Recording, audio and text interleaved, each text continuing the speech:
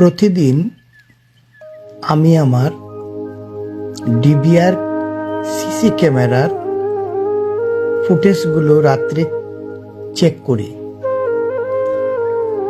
তো আজকেও রাত 11টার পর খাওয়া দাওয়া শেষ করে আমি আমার ভিডিও ফুটেজগুলা চেক করছি। তো 6 নম্বর ক্যামেরায় হঠাৎ চোখ পড়ল, একটা লোক বিকেল 3টা থেকে আমাদের আফতাব শপিং কমপ্লেক্স ভানুগাছ চৌমুনিতে মার্কেটের সম্মুখে বসে আছে। লাল এই শার্টটি পরনে, ঝাঁকড়া চুল, কখনো দাঁড়িয়ে কখনো বসে, অনেকক্ষণ ধরে জিন্সের একটা প্যান্ট পরা এই লোকটি বসে আছে। 21টা প্রায় 9টা বাজে রাত।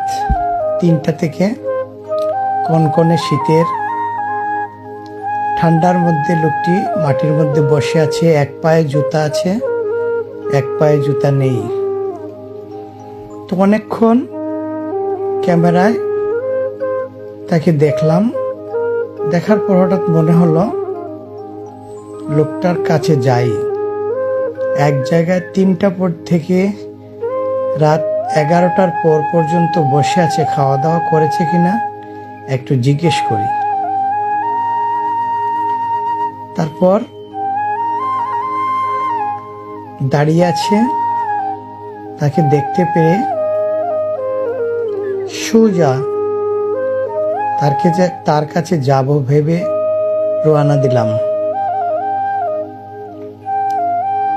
বাসার চতুর্দিকে দরজা জানালা গেটগুলো লাগানো ছিল। তালা চাবি দিয়ে আবার খুলবো ওইটা চিন্তা করে বিকল্প পথ ধরে ঘর থেকে বেরিয়ে হাঁটা শুরু করলাম।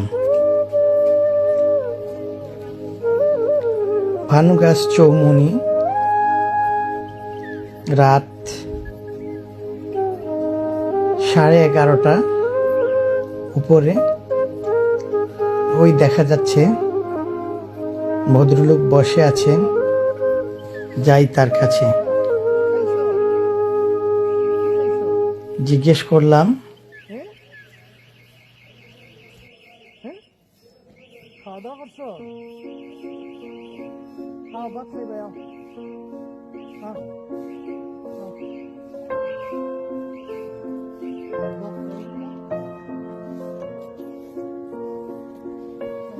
এত রাতে হোটেল খোলা পাওয়াটাও ভাগ্যের ব্যাপার। তারপর চিন্তা করলাম যে আমার বাসার সামনেই নান্না বিরিয়ানির একটি দোকান আছে, ওইটা খোলা ছিল, তাই ছুটে চললাম।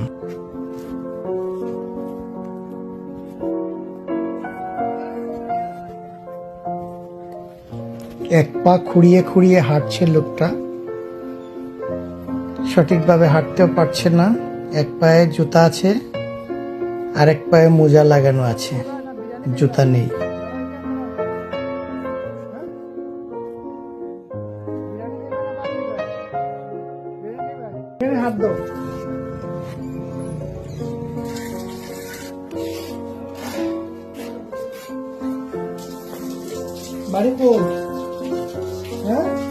বাড়ি কোথায় জিজ্ঞেস করলাম, কোনো কথারই উত্তর নেই। নাম কি জিজ্ঞেস করলাম, তাও কোনো উত্তর নেই। মার্কেটের সামনে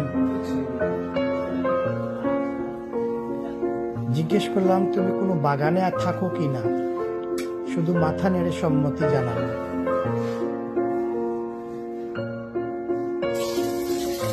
খাওয়া দাওয়া শেষ। এবার জিজ্ঞেস করলাম আর কিছু খাবে কিনা, বললো সিগারেট খাবে। দিলাম একটা সিগারেট কিনে। সিগারেট টেনে আবার তার জায়গায়। জিজ্ঞেস করলাম কোথায় ঘুমাবে, কোনো উত্তর নেই। তারপর একটা ঘুমানোর ব্যবস্থা করার চিন্তা করলাম, বললাম আমার সাথে আসার জন্য।